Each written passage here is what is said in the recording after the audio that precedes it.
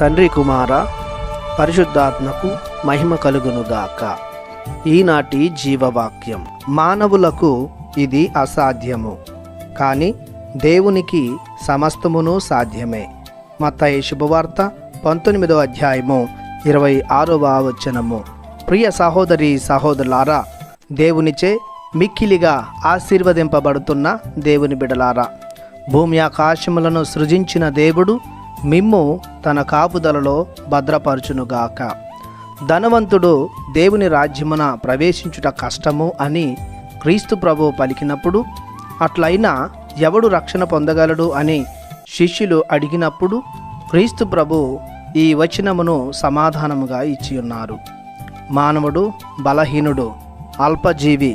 తనకు అన్నీ సాధ్యం కావాలంటే కష్టమే. తన జ్ఞానం, తన బలం పరిమితమే. మానవుడికి శక్తి, యుక్తి దేవదేవుడే. తన సంపాదన, తన ధాన్యము, ధనము వలన మానవుడు దేవుణ్ణి, దైవరాజ్యాన్ని సంపాదించుకోలేకపోతున్నాడు. ఎందుకంటే ప్రభు చెప్పినట్లు మత్తయి శుభవార్త 6వ అధ్యాయము 21వ వచనంలో సంపదలున్న చోట మానవ హృదయము ఉంటుంది అని. లూకా శుభవార్త 16వ అధ్యాయము 19వ వచనం నుండి 31వ వచనం వరకు చూసినట్లయితే అక్కడ ధనవంతుడు లాజరు సన్నివేశాన్ని చూస్తూ ఉన్నాం. ఆ సన్నివేశంలో కూడా ధనవంతుడు తన తిండి తిప్పలు, త్రాగుడు, విందులు, వినోదాలకే ప్రాధాన్యతనిచ్చాడు. కానీ పేదవాడైన లాజరును గూర్చి ఆలోచించలేదు. మార్కు శుభవార్త 10వ అధ్యాయము 17వ వచనం నుంచి 31వ వచనంలో ధనవంతుడైన యువకుడు క్రీస్తును అనుసరించాలని, నిత్య జీవితాన్ని పొందుకోవాలని ఆశ ఉన్నప్పటికీ తన ధనమును, ఆస్తిని వదలలేక క్రీస్తును, దైవరాజ్యాన్ని వదులుకున్నాడు. మన సమాజంలో కూడా రోజు మనం చూస్తూ ఉన్నాం. చాలామంది ధనవంతులు పేరు, ప్రతిష్ట, హోదా, అధికారం కోసం చూడడమే కానీ పేదవారికి సాయం చేయాలి, దైవ భయం కలిగి ఉండాలి అన్న ఆలోచన లేకుండా జీవిస్తూ ఉన్నారు.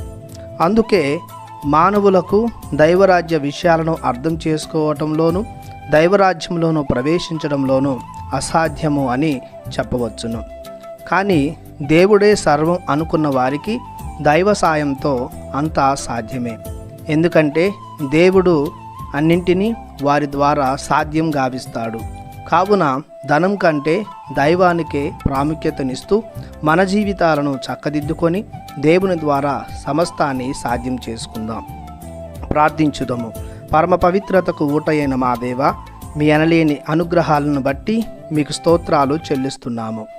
మాకు అసాధ్యమైన ప్రతిదీ మీకు సాధ్యమే అవుతుంది. మేము మీ చిత్తానుసారం జీవిస్తూ మీ మీదనే మా దృష్టిని నిలిపి కలకాలం మీ ఆదరాభిమానాలకు మమ్ము పాత్రులుగా చేయమని యేసయ్య పరిశుద్ధ నామంలో ప్రార్థిస్తున్నాము తండ్రి. ఆమెన్. దేవుడు మిమ్ము దీవించునుగాక. ఆమెన్.